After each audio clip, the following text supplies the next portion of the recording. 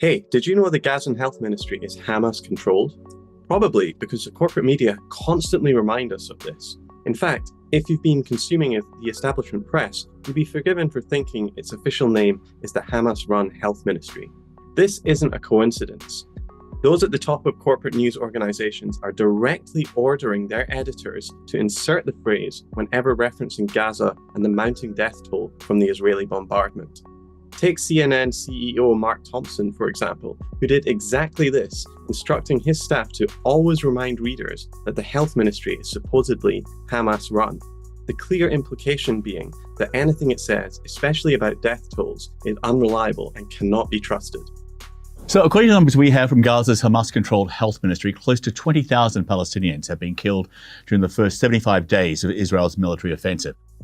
This is exactly what overtly pro-Israel pressure groups like the Anti-Defamation League, AIPAC, and the Foundation for the Defense of Democracies have been calling on the media to do. And that's despite the fact that humanitarian organizations, the UN, the US government, and even Israeli intelligence all use those same health ministry figures and agree that they are generally accurate.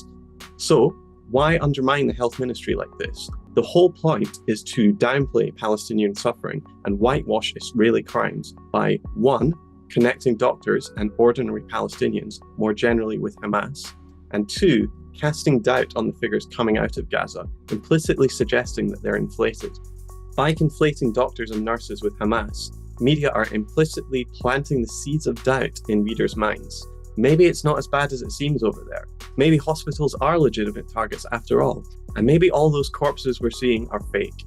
This is one strategy the media use to dehumanize Palestinians and undermine the value of their lives in order to continue quietly supporting the Israeli slaughter.